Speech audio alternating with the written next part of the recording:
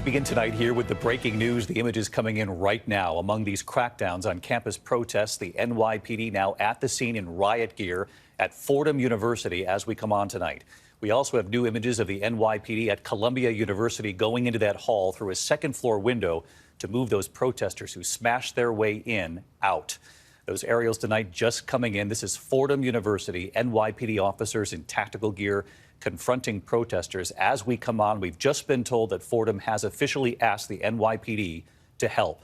Now, this comes after those images last night as we were on the air in the West. Scores of officers marching on Columbia's campus, some in riot gear using a ramp to enter Hamilton Hall through a second-story window. They say pro-Palestinian protesters, and they say some outside agitators were inside that hall. Chairs used as barricades, offices damaged, protesters' plans written on a classroom chalkboard. More than 100 people taken into custody at Columbia alone. Tonight, that tent encampment at Columbia now gone. The NYPD has been asked to stay until May 17th there so that students can have their graduation.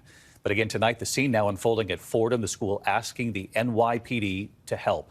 ABC's Stephanie Ramos leading us off again tonight. If you refuse to leave, you may be placed under arrest. Tonight, just hours after student protesters set up an encampment in a campus building, Fordham University calling in the NYPD to disperse the crowd, warning lawlessness will not be tolerated. Officers moving in and making arrests. It comes as the NYPD releases new video inside the raid at Columbia University overnight. Officers in riot gear marching up that ramp to get into the second story of Hamilton Hall, then moving floor by floor in a massive show of force. Breaking open locked rooms with hammers, cutting their way through locked metal doors. Police taking more than 100 protesters into custody. At nearby City College, This is the New York City Police Department. officers there moving in to break down tents and making arrests.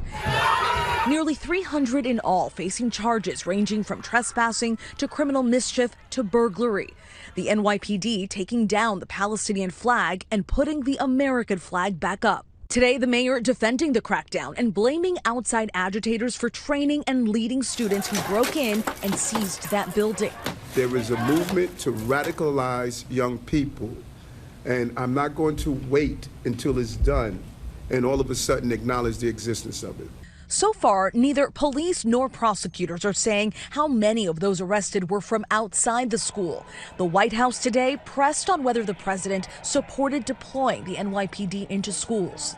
They have the right to peacefully protest. Forcibly taking over a building is not peaceful. It's just not. Tonight, with Columbia's lawn now cleared of tents for the first time in 2 weeks, pro-Palestinian protesters and professors slamming school administrators and the police response. This is the conscience of a nation speaking through your kids, through young people who are risking their futures, who are risking suspension, expulsion, criminal arrest. Overnight, a disturbing turn at UCLA with an all-out brawl after counter-protesters tried to break down a pro-Palestinian encampment. Fistfights erupting, people hitting each other with wood and long sticks. This is the moment someone threw a firework into the protest encampment.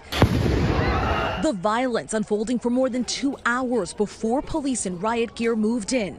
Governor Gavin Newsom saying the delayed response by law enforcement was unacceptable and demands answers. Tonight, as campus protests rage from Arizona to Wisconsin, there is mounting frustration on all sides. Everyone's just yelling at each other, and there's no common ground. And again, David, Fordham University calling on the NYPD to intervene and disperse the crowds. Drones flying overhead, police currently on the scene. Here at Columbia University, police are authorized to be on campus through May 17th. The graduation ceremony now moving forward. David. Stephanie Ramos on this again tonight for us. Stephanie, thank you.